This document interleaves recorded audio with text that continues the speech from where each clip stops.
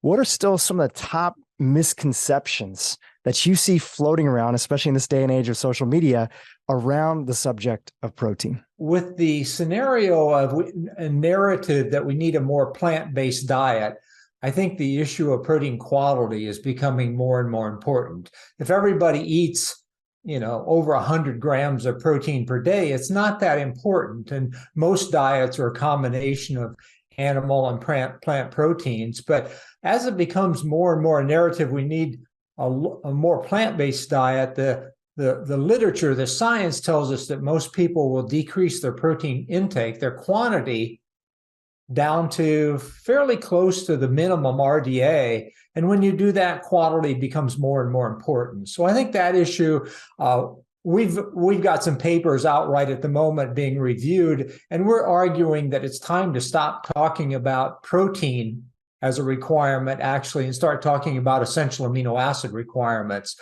We actually don't need protein in the diet. We need nutrients, and the nutrients are essential amino acids. So every nutritionist would agree that Americans in particular don't eat very healthy plants. The number one plant in the US diet is French fries, and the number two is tomato sauce on pizza, and the number three is lettuce. So, I think every nutritionist would say, broccoli and avocados and green beans would be healthier. So in that sense, we need a better plant-based diet. The problem with the narrative is we need a more plant-based diet is we already have a plant-based diet. Over 70% of our calories come from plants, but of that, over 80% of it comes from added sugars, oils, hydrogenated fats, and highly refined carbs. So, again, we don't need a more plant-based diet. We need a better one. And behind all of that is really industry money. The narrative is funded by companies who make money by selling cheap grains and, oils and sugars and things like that. So right now in the United States, somewhere around 60% of our protein comes from animal sources, whether it's, and fish is in that category. So fish and eggs and milk and meats, and the meats could be cattle or pork or chicken, whatever forms, about 60%, and about 40% from plants. And that's almost exclusively grains. The 80% of the plant-based protein in the world, and also in the United States, comes from wheat.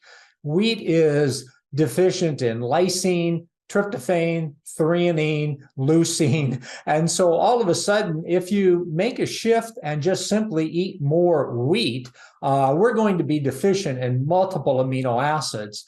And that will relate to long-term body composition, but it also relates to everything from metabolic signaling to the way we burn fats, to the way our brain functions with tryptophan and serotonin. So it relates to all sorts of things. So if we push it down to very low protein intakes with an imbalance in essential amino acids, we're going to get into metabolic problems. And that doesn't show up too often in our 20s, but it will definitely show up in our 60s and 70s. It's important to understand right up front that the body regulates protein, how we make proteins, protein synthesis in different tissues in different ways.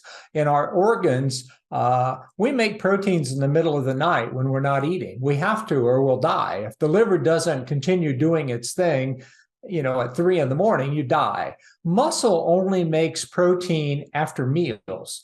And what we found out in the last 20 years, and not necessarily my research, but others, is that as we get older, the efficiency of how we use protein goes down. So where a 15-gram meal of protein may have a fairly reasonable effect on muscle protein synthesis in a 25-year-old, it'll have almost no effect on a 65-year-old. But what people at Galveston, Bob Wolf, and Doug Patton Jones and others have found is that if we double the protein, if we increase the protein quantity and quality up into the 30s or even 40s, the older individual can respond just like the younger individual.